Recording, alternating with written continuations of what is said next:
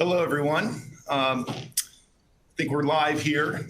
Welcome to today's presentation. We want to thank you all for joining. My name is Craig Kavarik. I'm a partner in Kansas City in the Employee Benefits Group.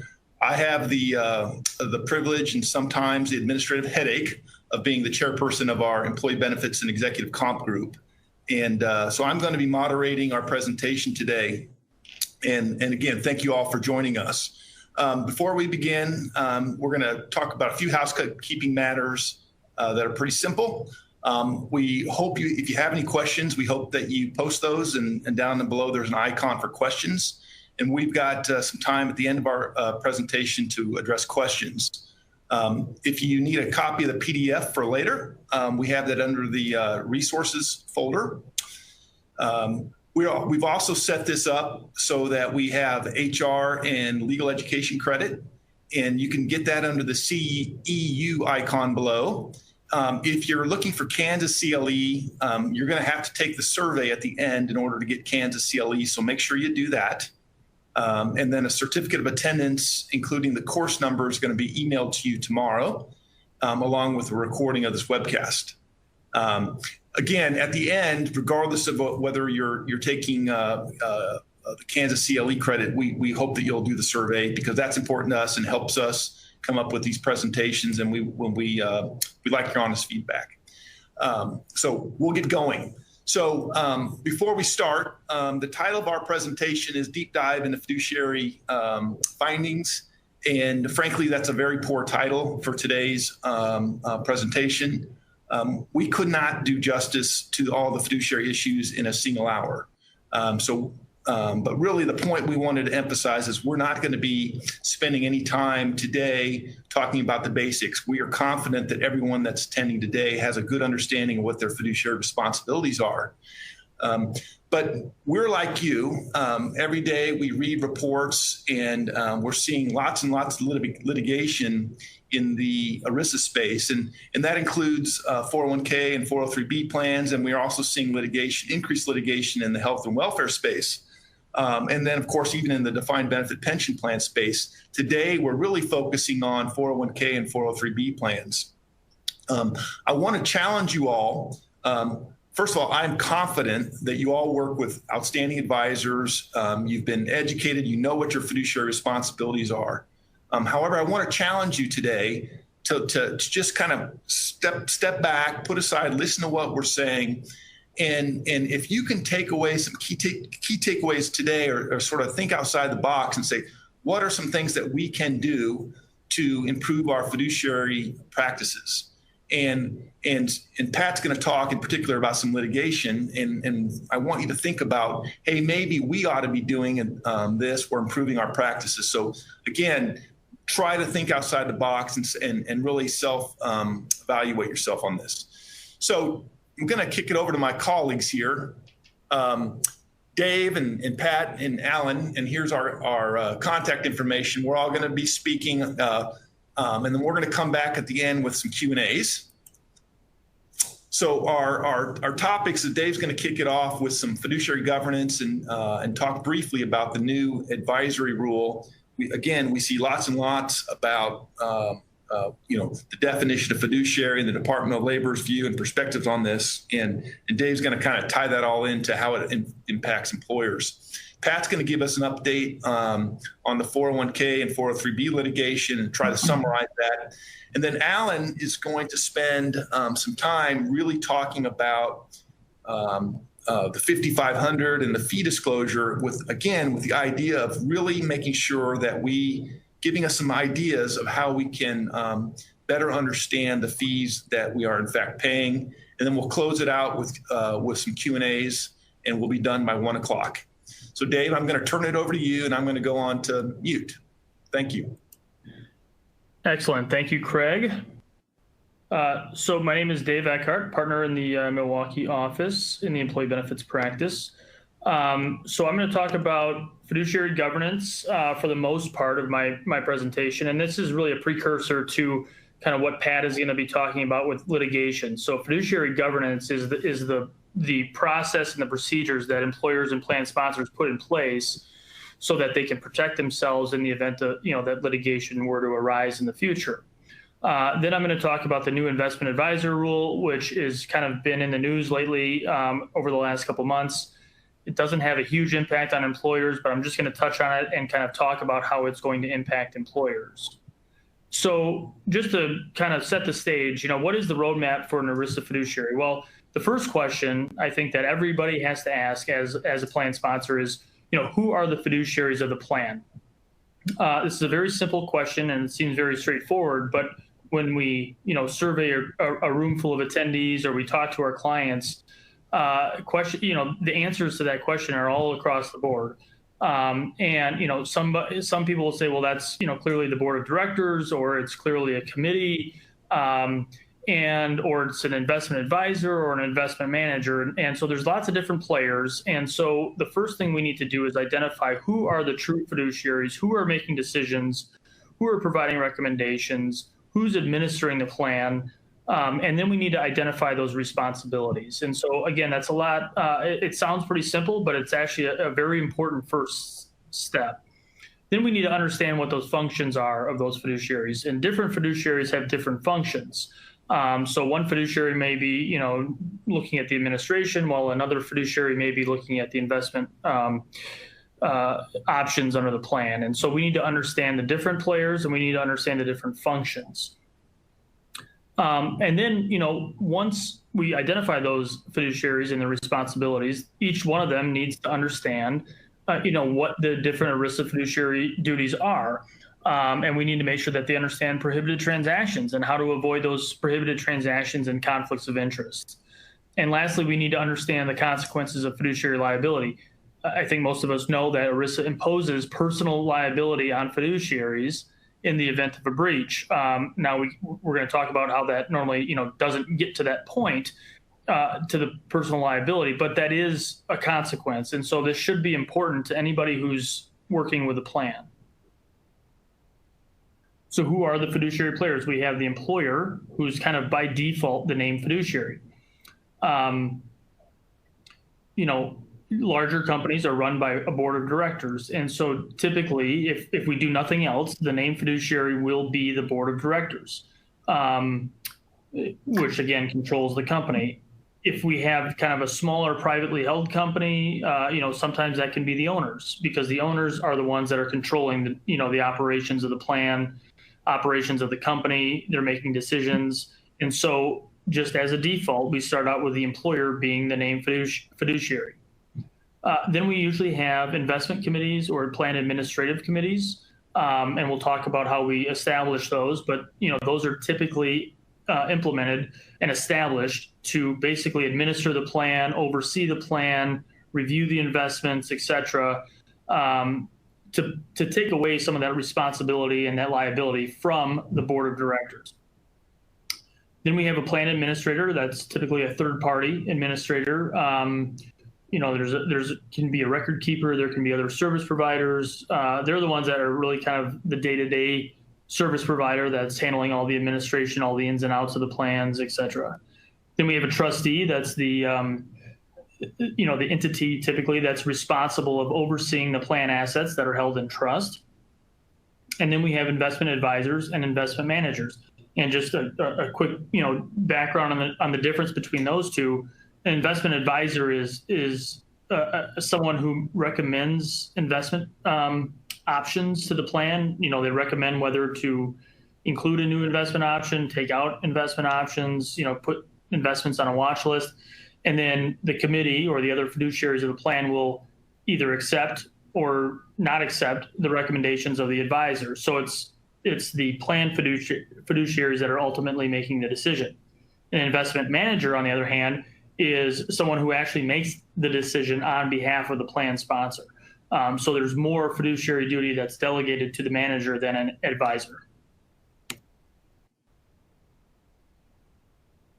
Okay, so how do we delegate fiduciary functions? And I just, I like to give this example because it came up recently and it's fresh in my mind, but we had a client, publicly traded client. They had a board of directors that one of the board members said, how do we make sure that us as a board, and individually as board members, how are we protected in the event that, we're sued for a 401k, issue or an ERISA fiduciary issue? And so we looked into, how everything was delegated.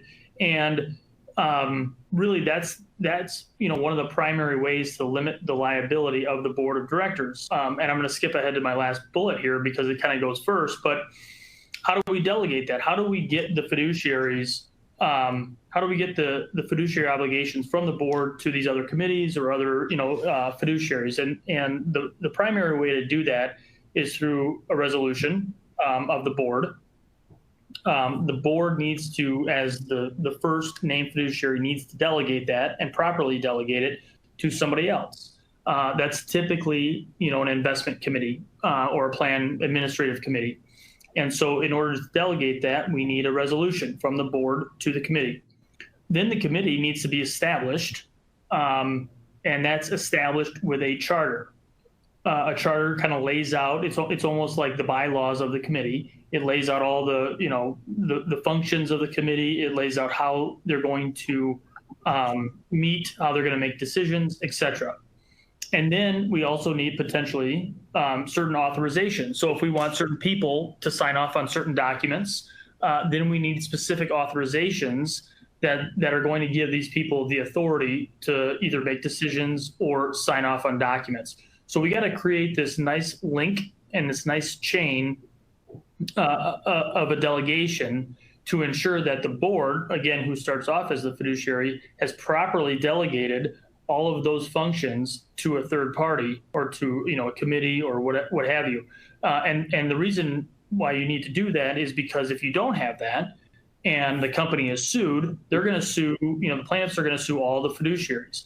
And if we can't point to a good chain or a good link of that delegation, then potentially board members as individuals could be brought in as an ERISA fiduciary.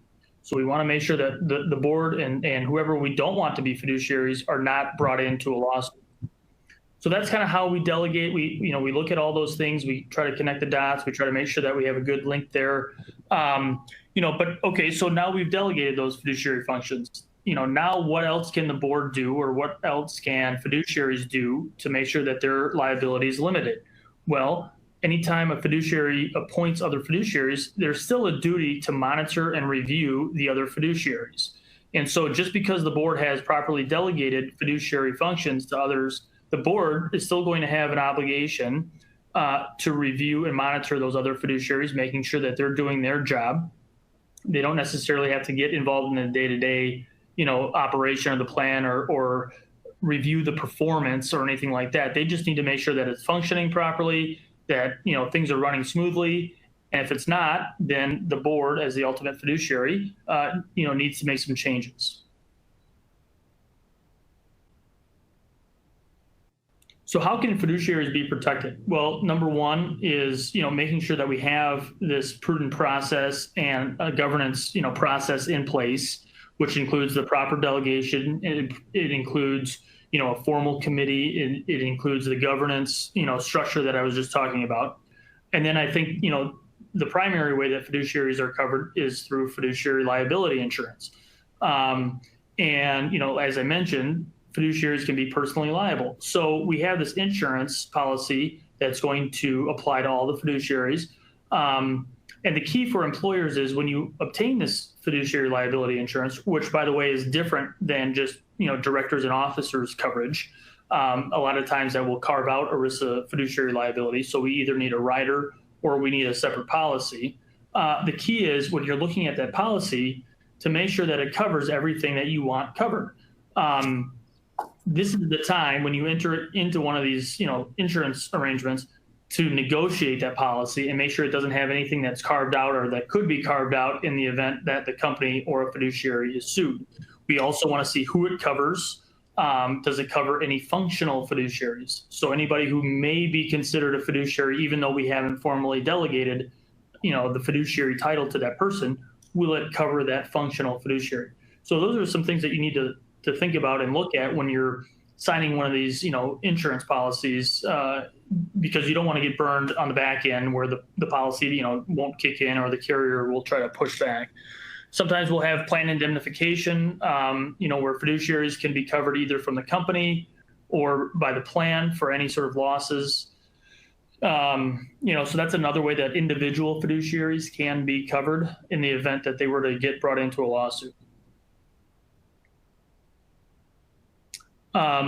Real quick, just on the process and the governance, like I said, we really need that strong governance structure. We need a charter. We need, the responsibilities of members specifically set forth.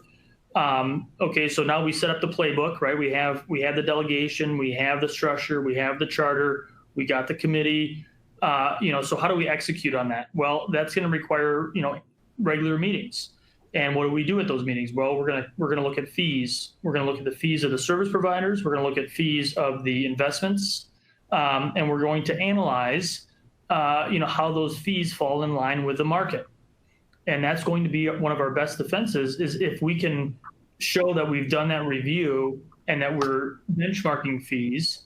If later on we were to get sued, then we're going to have a good defense because we have the playbook in place, and now we're executing on that by having these regular reviews. So in addition to fees, we're looking at investment performance. We're looking at performance of third parties, the fees of service providers. We're looking at the administration, were there any problems with the plan? And then we're going to discuss any problems and corrections. So here's our first polling question of the day. The question is, do you, as a plan sponsor, have a formal retirement committee charter? And I'm going to leave this open for about 10 or 15 seconds for you to answer yes or no. I suppose if you don't know, you could leave it blank. We certainly recommend it. It's not required. It's not a requirement under ERISA per se, but we always recommend having one. So a few more seconds here. I'm going to submit yes for Husch Blackwell because we have one. All right, 65% said yes, 35% said no. So that's good. I think that's a good sign. A lot of you do have charters. I think that's, like I said, that's part of the playbook. That's part of creating that structure. So that's good. So if you don't have one, I think it's important to think about it, as Craig mentioned, think about some of these things and why you would have one and, why it's a good idea. So again, we would always recommend it. So if you don't have one, I would give some thought to creating one. All right. So real quick, because I don't want to take too much time. I don't want to take too much time away from Pat and Alan, but I do want to talk about this advisory fiduciary rule. So this really applies to investment advisors, not necessarily to, plan sponsors, but back in the day over the last, 30, 40 years, whatever, there was a 5-part test to determine whether an investment advisor was a fiduciary. A lot of investment advisors have said that they're not a fiduciary under this 5-part test. They've taken the position that they're not fiduciaries. They state that in documents. And so they kind of get out of fiduciary liability by saying that they're not a fiduciary. Well, the DOL issued a rule in 2016 that brought in more advisors and more acts into the definition of fiduciary. That rule was thrown out by the Fifth Circuit Court of Appeals in 2018. So now we're back to the old rule. Well, just this year, just this summer, the Department of Labor announced a new rule that basically is designed to be less burdensome on the investment advisors and the financial institutions while still trying to protect the individual, retirement plan participants. So that's the goal. It's not as extensive as it was under the 2016 rule, but it does provide a little bit more administrative work for the investment advisors and the financial institutions. But basically, what it does is it brings a few more actions that advisors would perform into the definition of a fiduciary act, in particular, where investment advisors are recommending to plan participants whether to roll over plan distributions either into an IRA, into a new plan, or whether to keep the money into the current employer's plan. And so the Department of Labor is now interpreting the old 5-part test to include that act as a fiduciary act. So what does this mean to employers? Because there's a lot of rules around it. There's a lot of nuance to it. Most of it applies to the financial institutions. But how does it impact employers? Well, number one is, again, we need to know who's a fiduciary, right? Back to my first point. So we need to know whether advisors are actually performing functions that are fiduciary in nature. If they are, we need those advisors to acknowledge that. We also need them to agree that if there's a breach of fiduciary duty, that they'll be responsible for it. So, I see in a lot of agreements with investment advisors that, they're only providing education, they're not providing fiduciary advice. But when you really get down to it and you ask, well, what are they doing? They'll tell you they're providing recommendations for participants when they receive distributions. Well, under this new rule, that will be considered a fiduciary act. And so we need to really understand what these advisors are doing and then get them to agree in writing, that they are a fiduciary and that they will be responsible for their actions. So that is a kind of introduction, I think, to what Pat and Alan are going to talk about. Again, this is the playbook that you need to create as an employer to really set up a good governance process, to establish your procedures, and all of this is going to be important should you ever find yourself in a lawsuit, because you're going to be able to point to all these different things and say, here's what I've done. You've engaged in a good process, and that's what ERISA requires. So with that, I will turn it over to Pat. So, hey, this is Craig, and I'm going to pay for this later because I'm interrupting. I promised I wouldn't do this, but one thing I want to emphasize here is Dave, thank you. What I don't want people to do is you say, well, yes, we have a charter, and yes, we have a committee, but that doesn't mean this isn't something you need to go back and revisit, right? And that's not something that needs to collect dust. And so what we would encourage all of our participants on this call today is to think about that, is go back and look at the charter, make sure you have these resolutions, this delegated authority, and that's a good fiduciary audit to help improve your procedures prospectively. Pat, I'm going to turn it to you. Okay. Hi, my name is Pat Martin. I'm a senior counsel here in the Kansas City office. I'm going to talk about some retirement plan litigation, both the basis for these lawsuits, some of the claims that are being made, and also some best practices that you can implement to try to avoid or at least minimize the risk of litigation. Retirement plan litigation is continuing to thrive during the pandemic. So far in 2020, we've had well over 60 lawsuits brought. These are all class action lawsuits brought challenging retirement plan fees.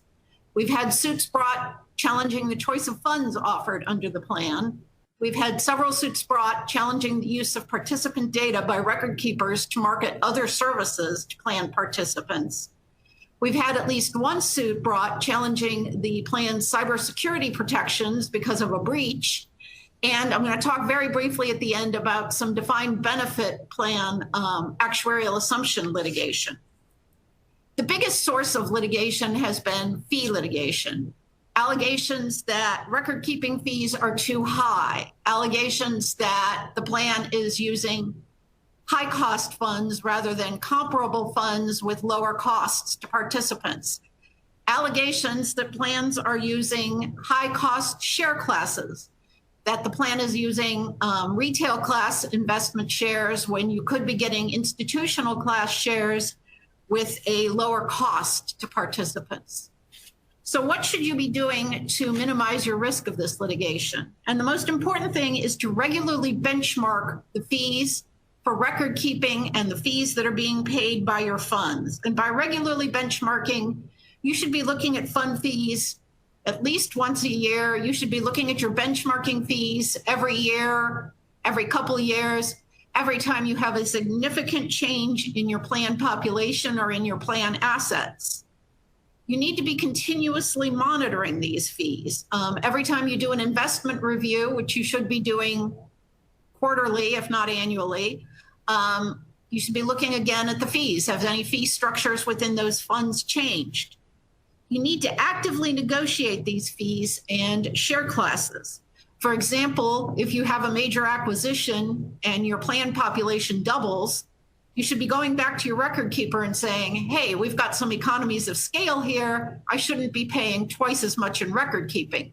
Similarly, if your plan assets double, you may be going back to your record keeper and saying, hey, I want the institutional class fund, or I want a better class of institutional class fund, lower cost shares, rather than what I'm using now.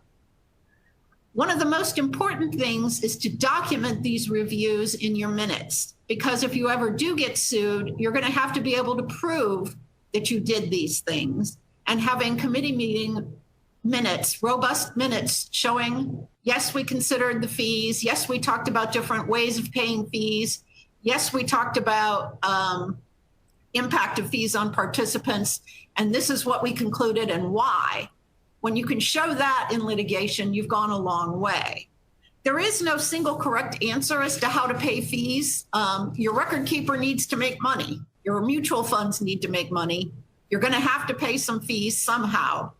But what we want you to do is make sure that you have carefully considered all the options and documented why you chose what you chose. A second big source of litigation is fund choice litigations. What funds are in your plan investment menu? And you can get challenged by having poorly performing funds. Your large cap stock fund is maybe in the bottom half of all large cap stock funds over the last couple of years. Why is it still in your investment lineup? Why haven't you changed that? Index funds versus actively managed funds. There's a big push in litigation with plaintiffs challenging active managed funds, saying you should only use indexed funds. You should have more indexed funds. I'm not convinced that's the right answer. I think you should probably have a balance between the two, and you should document again in your minutes why you chose to have some index funds, some actively managed funds. Target date funds are becoming a bigger source of litigation. Target date funds are often used as the default investment in your plan, and so they tend to have very high balances in those funds. And so therefore, it's a very lucrative source for plaintiffs to go after. They're an attractive target. So what can you do to minimize your choice? Whoops, I went one too far, excuse me there. What can you do to minimize the possibility of fund choice litigation? Again, you should be regularly reviewing and benchmarking the performance of your funds. You should be looking at your funds probably quarterly, and at least do a deeper dive into those funds annually. Most of you probably have investment consultants, investment advisors who come in and do that deep dive for you and do the review and tell you whether plans need to be on watch lists or replaced. But again, you need to engage in that process and document that process. Probably include a range of actively managed and target date and indexed funds so that everybody, no matter each participant, no matter what their investment style is, has some options. And finally, review your choice of target date funds. It's a very easy answer to say, hey, Fidelity's our record keeper, let's use the Fidelity target date funds or Vanguard or whatever. But you need to do a more in-depth look, not only at the fees and the performance of those target date funds, but are you using what we call the appropriate glide path? And the glide path is the process of moving from all equities to all bonds and cash throughout a participant's age process. For example, if you're a heavy manufacturing company and most of your participants retire at 55, you would want a different glide path from maybe a service industry where everybody retires at 65 or even 70. You're going to want that process of going from equities to debt to bonds to look different. And so you need to evaluate the glide path in the context of your workforce. You also need to make sure that those target date funds have an appropriate investment strategy. For example, some target date funds use actively managed funds. Some are all indexed funds. You need to understand what it is that you're putting in your plan. You also need to look at the fees involved. The Department of Labor has some information on choosing appropriate target date funds on their website. If you go to the DOL.gov under the Employee Benefit Security Administration. You can probably find that, or just Google the Department of Labor target date funds. A growing source of litigation, and this is really kind of just starting, is what we call participant data litigation. There is a growing move by record keepers to market additional financial services to participants. Again, your record keepers want to make money. They're making all the money they can on the record keeping and the funds. They need new revenue sources. So they want to market general financial planning services, life insurance, debt counseling, student loan consolidation to your participants. The theory of the plaintiff's lawyers is that participant data, such as addresses and account balances, is a plan asset and belongs to the plan, not to the record keeper, and that there is a fiduciary duty to protect that data. So can the record keeper use that data to generate additional non-plan revenue? Is there a fiduciary duty to review those services and the use of participant data? So what should you be doing? You should know what your record keeper is doing. Is your record keeper using data to market additional services to your participants? Review your current record keeping contract, and when you go to renew that record keeping contract, review it to be sure that the use of participant data is appropriately limited by what you as a plan sponsor feel is appropriate. Review any potential use of participant data by your record keeper as a fiduciary matter. Is that use in the best interest of the participant? Is the record keeper the best provider for those services? Do you want to let in other providers?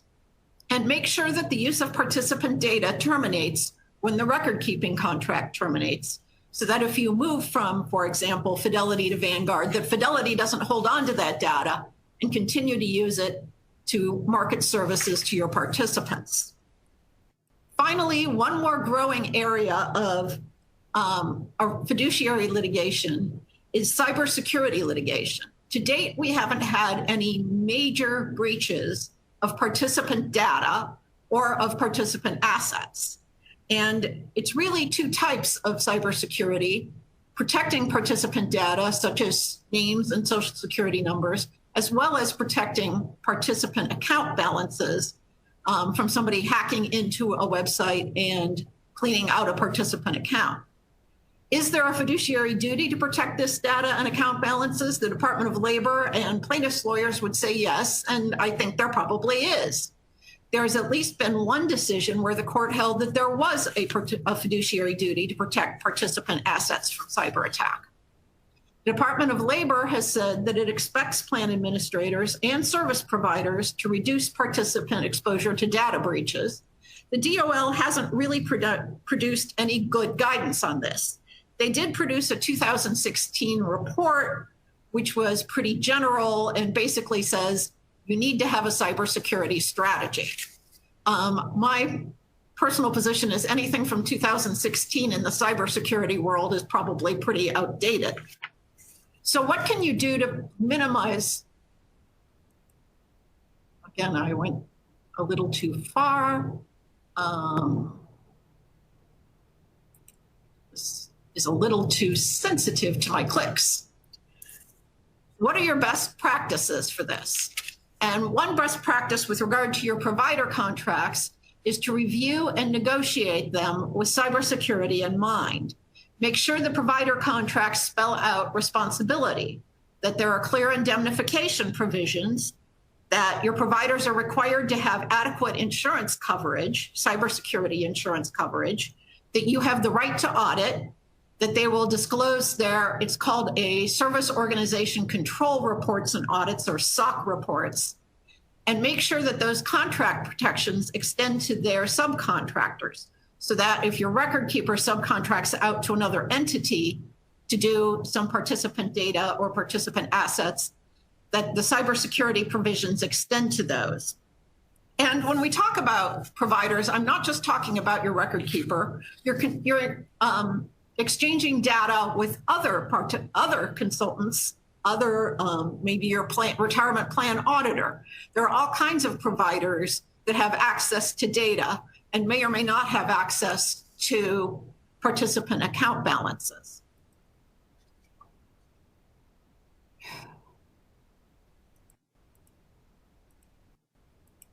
You also need best practices with regard to your internal controls.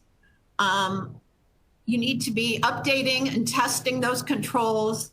You need to have training not only of your HR people and your people who, it may be in finance, who work with participant account balances and participant data, but you also need to have training of your participants, sending out those periodic emails that say, don't use the same password for all of your accounts. And I'm probably as guilty of that as anybody, but you need to periodically remind your participants of that.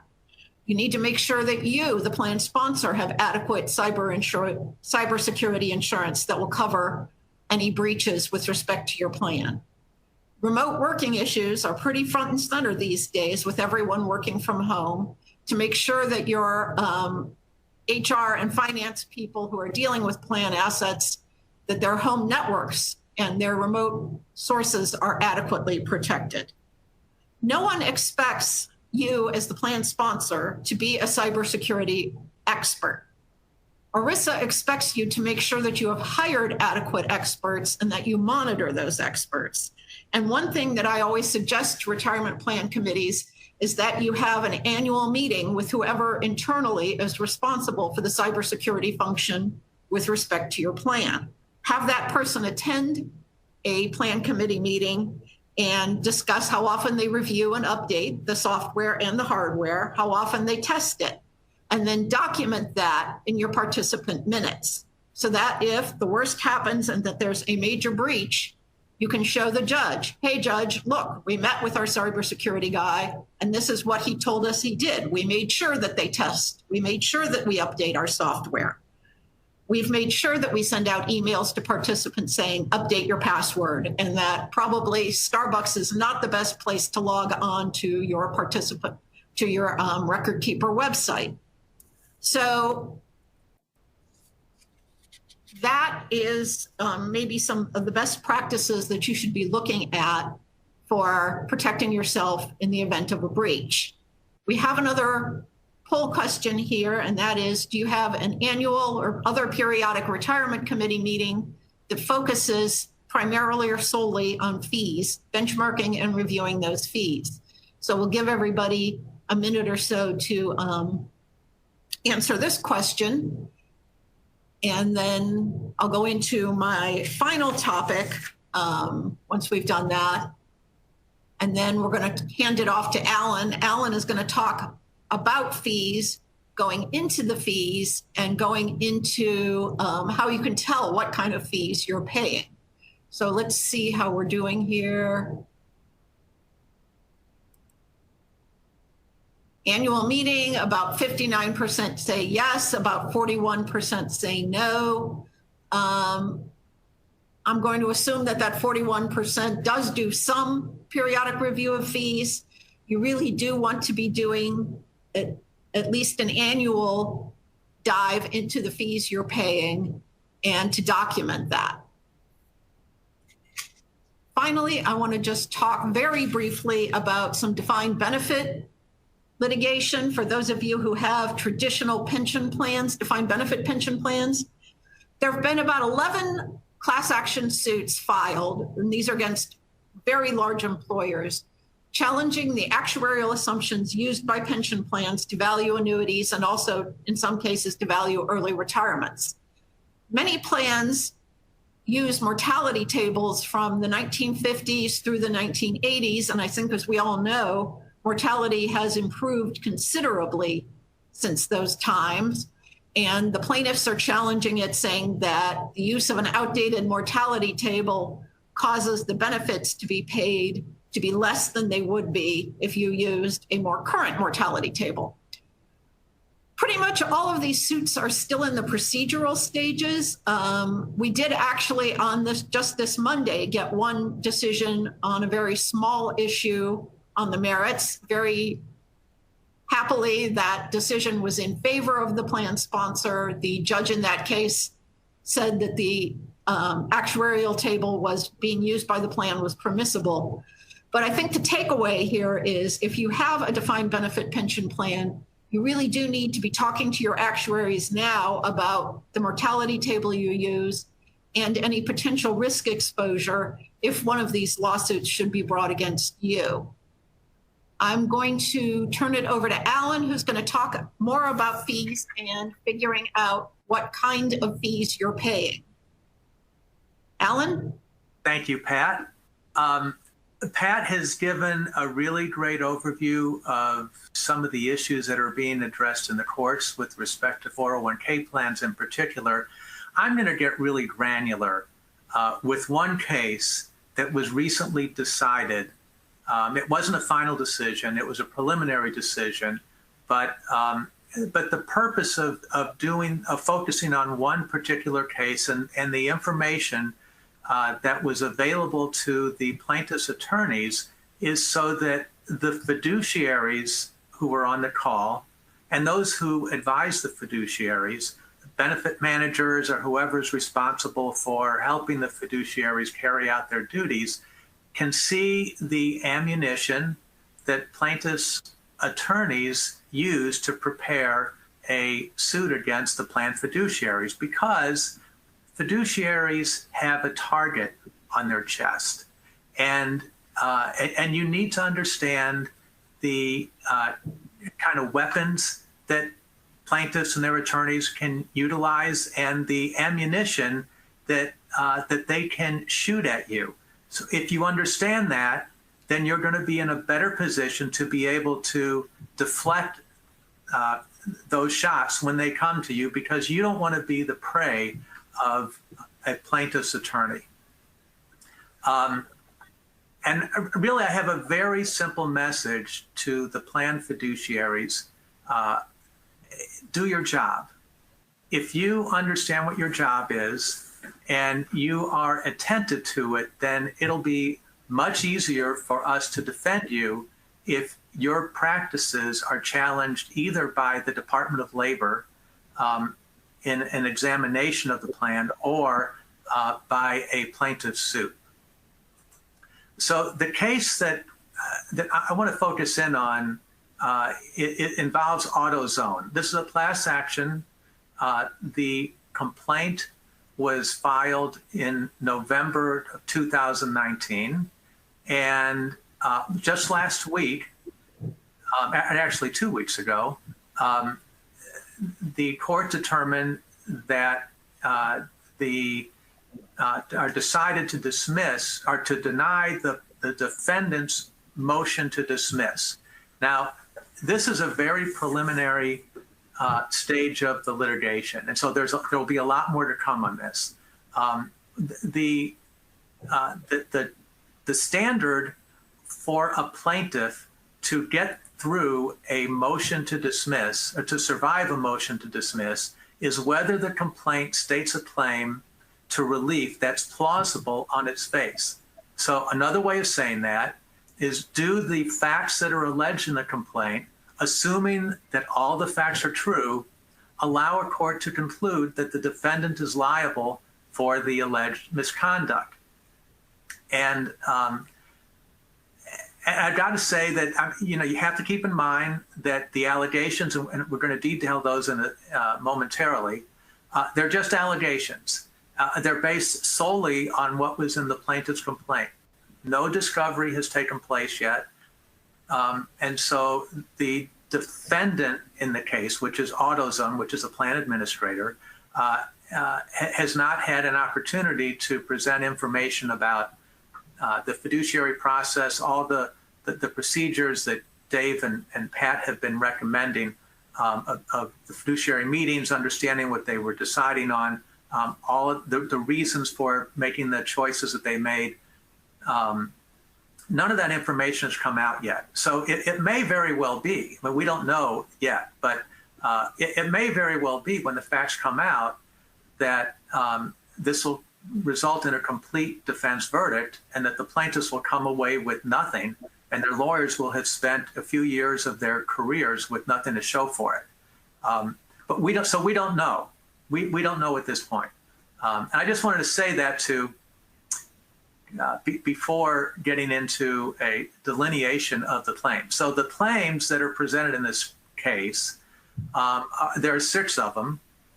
The first 4 relate to the expense ratios and the expenses of the plan investments. So the first one is that the AutoZone breached its fiduciary duties because it retained Goalmaker, which is Prudential's asset allocation service, and the Goalmaker program steered participants to investments that had high fees and paid kickbacks to Prudential. Well, it didn't. Kickbacks is a little bit inflammatory, but I think what that means is that there's revenue sharing involved in the funds with that the Goalmaker program directs investments to, and revenue sharing goes to, some of that would go to Prudential. A second claim is that AutoZone failed to monitor and remove the Prudential Guaranteed Income Fund, which charged very high spread fees. And the Guaranteed Income Fund provides a guaranteed interest rate. It's very conservative, preserves principal, very low risk, but there's also not a high return. And again, the plaintiff's allegation is that this was an inappropriate investment to have in the plan. The third claim is that the AutoZone retained mutual funds and separate accounts that charge exorbitant management fees and have hidden trading costs. Fourth claim is that AutoZone repeatedly failed to invest in available lower cost share classes. Because these are all things that Pat was talking about, but these are the specific claims in this specific case. The fifth claim is that AutoZone failed to adequately monitor record-keeping expenses. And the sixth claim is that AutoZone failed to provide participants with complete and accurate investment information. So, how did the plaintiff's attorneys get all their facts? How do they get the factual basis in order to make these claims and not be laughed out of court? So with respect to claims 1 through 4, the starting point is Form 5500. You all know that the Form 5500 is the form that you file annually with the Department of Labor, and it details a lot of information. The detailed information that the plaintiff's attorneys get is for 5500s with larger plans. And large, in this case, means generally at least 100 participants, because the Form 5500 for smaller employers is much briefer. It provides much less information. It doesn't give the kind of information that plaintiff's attorneys are looking for. And really, those plans are small enough that they're not likely to attract the attention of plaintiff's attorneys because there's not enough of a potential payday to interest plaintiff's attorneys. But for larger plans, there is that attractiveness. And every Form 5500 beginning in 2009 that's filed is at the Department of Labor's website. And I've given you the email address, or the website address to find 5500s.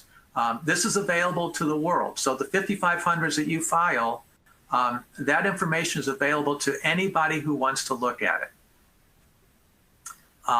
The specific information about the funds is required by Schedule H to the 5500. And the question is, did the plan have assets held for investment? And if the answer to that is yes, then a schedule has to be attached. And the schedule will detail all of the funds, all the investments of the plan. And if you look at the AutoZone 5500 for 2018, which is most recently one that's most recently been filed, you see the assets that are there. There's a Prudential Guaranteed Investment Contract that has $98 million in it. There are some Prudential pooled separate accounts. There's a Jennison fund with $85 million, a couple of smaller funds, several mutual funds, Loomis Sales Core Plus Bond Fund with $56 million, the Wells Fargo Small Company Stock R Fund with $40 million, the Vanguard Total Stock Market Index Fund with $47 million, Euro Pacific Growth Fund with $72 million,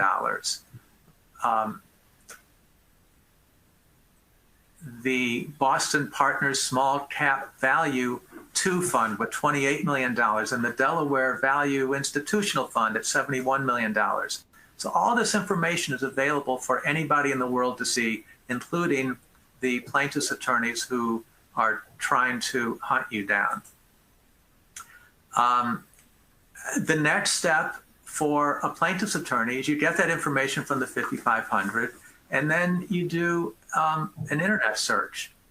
And each one of those funds, each one of those investments has all sorts of information on the internet. They're required by the securities laws. They're required to post information about their return history, the rates of return, the turnover percentage, how quickly the assets turn over, which will affect trading costs. I'm not sure what's going on with the slides. Let me get back to where we are. As well as the expense ratios. So, most of the information, the basic plan information that's in the complaint that was filed against AutoZone comes from the 5500 plus some internet research. The internet research also will include benchmarking information. So the attorneys will find what is the standard or the average fee for a particular kind of mutual fund, and compare that to the fees, the expense ratios in the funds that are in your plan. The other major claim in this AutoZone case is that the fiduciary failed to adequately monitor record-keeping expenses. So how does the plaintiff's attorney know the amount of the plan's record-keeping expenses? Well, if the expenses are paid out of the plan assets, then that information has to be reported on the 5500. And so in the AutoZone plan, if you look on Schedule C, which has the information about service providers, Prudential Retirement Insurance had two categories of fees. One was $241,000 of direct compensation, and there was also indirect compensation of 25 basis points on the assets that are invested in the Guaranteed Income Fund, and that totaled about $245,000. And then if you look at Schedule H to the 5500, there was another category of expenses that's not really delineated exactly what it is, but that was another $282,000 of expenses. And so all of that totals $760 or so thousand for 2018 at an average per participant cost of about $50. So that's the information that is publicly available on the 5500. And this is information before I get to the poll, that's information that the fiduciaries to the plan need to know and understand, and need to have documented the rationale for making the choices that they made. So the polling question here is, when was the last time you benchmarked fees? Was it, do it in the last 3 years, between 3 and 7 years ago, more than 7 years ago, or never? So I'll give you a little bit to answer these questions. And of course, the reason for the polls is for continuing education purposes, so that we can demonstrate that you actually paid attention. So here we are, and wow, 78% benchmark fees within the last 3 years. That's really impressive. really impressive. So I'm going to finish off with some takeaways from what I've talked about. First takeaway is that the ammunition, in other words, information for potential plaintiffs is publicly available. It's in your 5500 and it's on the web. And anybody in the world who wants that information can get it, including people who want to target you. Fiduciaries and those who advise fiduciaries need to understand that information that potential plaintiffs and their attorneys can access. And the fiduciaries need to document the rationale for all of their investment choice, all of their fiduciary choices, and to be able to show that the asset expenses and the administrative fees are reasonable. So, Craig, I'm going to turn it back over to you. Sounds good. So we're going to have we just got a handful of questions that we'll go through quickly, and I'm sensitive to everyone's time. We have just 2 or 3 minutes. One point I want to emphasize here is listening to Pat and to Alan. I think the natural reaction is to think, well, we're doing all this. Yeah, we talked to an advisor. We have index funds. We understand a glide path. But clearly, there's some very large employers that are being sued in this area, and you would think that the very large employers would think that they have the same fiduciary practices in place. And so my challenge to you is don't settle for what you've done. Let's go back and look at what you've done. Let's do a deep dive. And Alan and I did this exercise for another client. Is we took the 5,500 and we tried to tie that back into the service agreement that the client had entered into. And there are lots of indirect fees that we frankly just flat out could not tie back. And so that's an exercise that we think that a fiduciaries absolutely should do.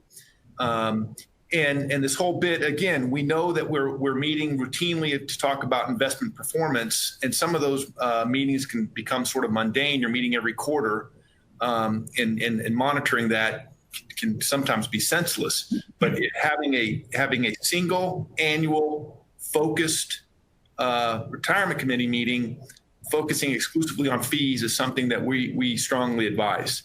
So I'm going to and Alan, Pat, and Dave, if you guys can be brief here, and we'll wrap this up. So Dave, this is a question for you. We've recently engaged a 338 investment manager. You might, Dave, quickly explain what that is. What is our responsibility and how often do we still have to meet is basically what they're getting at. We've outsourced it to 338. Dave, I'll let you handle that one. Sure. So, I think it's sometimes it can be a good idea to outsource investment management to a 338. A 338 manager, makes all the decisions. Basically, it's not subject to kind of second guessing by the fiduciaries. However, the fiduciaries still need to be reviewing and monitoring that 338. There's still a fiduciary obligation to make sure that 338, is performing their duties in a reasonable and prudent manner. So I don't think, fiduciaries can just say, okay, whatever you say, 338, we'll take, whatever you say, and that's what we're going to do. I think the fiduciaries still need to meet. They still need to understand what the 338 is doing, why they're making selections, and then reviewing performance.